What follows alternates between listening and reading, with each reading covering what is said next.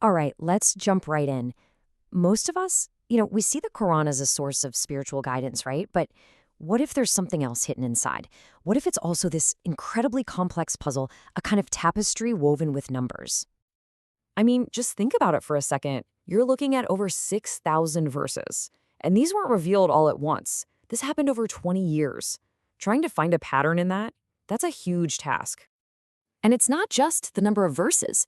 They're all organized into 114 different chapters, or what are called surahs. And here's the thing. Each one is completely different. Different lengths, different structures. And when I say different lengths, I mean really different.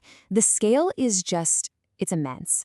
You've got some surahs with just 3 verses, and then you have just one chapter, with a staggering 286 verses.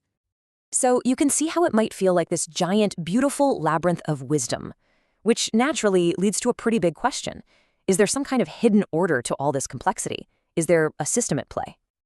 Well, it turns out the very first clue to solving this puzzle might actually be found inside the Quran itself. There's this concept called mathani.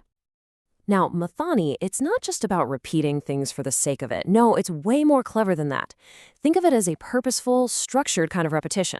It's a literary tool that hammers home the core message by bringing back certain themes, certain stories, again and again. And probably the most powerful and, let's be honest, the most obvious example of this is the basmalah. I mean, this is a phrase that millions, maybe billions of people around the world would recognize instantly.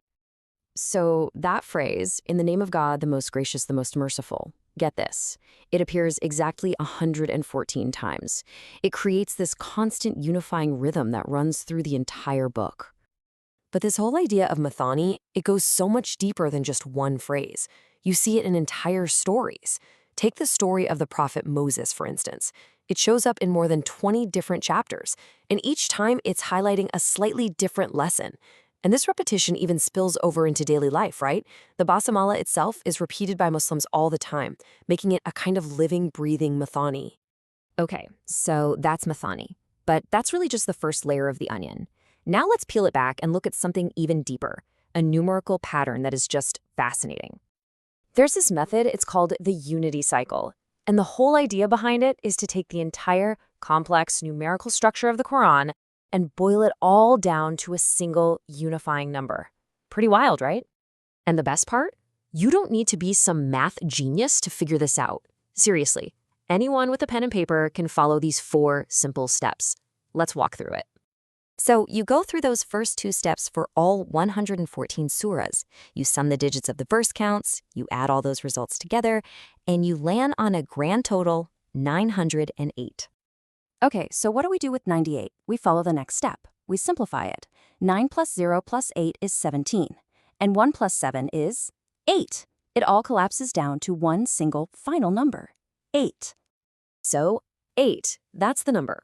And that, of course, raises the big question, why 8? What's so special about that number? And maybe more importantly, is this just a fluke, or does this pattern show up anywhere else? And here's where it gets really, really interesting. This isn't just a one-off trick for the entire book. When you apply this same unity cycle method to other really significant groups of chapters, you get other powerful numbers. For the first 3 surahs in order, you get the number 7, a number often linked with perfection. For the first 3 chronological revelations, you get the number 1, symbolizing oneness. And for the whole Quran, as we saw, you get 8, a number tied to balance. So that number, 8, it's not just some random digit that popped out of the calculation. It's actually deeply woven into the symbolism of the Quran itself. It pops up representing things like balance and pairs, strength and stability, even eternal life. You know, some people have compared this whole thing to a checksum in computer science. It's like a digital signature, a built-in way to verify that all the data is intact and hasn't been corrupted. It suggests that this vast, complex text isn't random at all, but that it's perfectly balanced, almost like it was crafted with a purpose.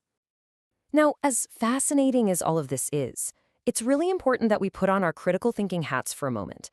We have to be careful to approach these kinds of patterns with real intellectual honesty and draw a line between what's verifiable and what's just speculation. And that line is pretty clear. What we've been talking about, the unity cycle, is a verifiable pattern. It's based on a simple, repeatable method that you apply to the entire text. That's very different from speculative numerology, which often involves cherry-picking specific words or verses and doing complex math to find hidden messages or predict the future. That's where you risk just seeing patterns and randomness. So that's what we're left with. We have this intricate, multi-layered harmony, this incredible numerical and thematic consistency running through a text revealed over 2 decades. And it leaves us all with one final, pretty provocative question to chew on. Is this a sign of a breathtaking, divine design? Or is it all just the ultimate coincidence?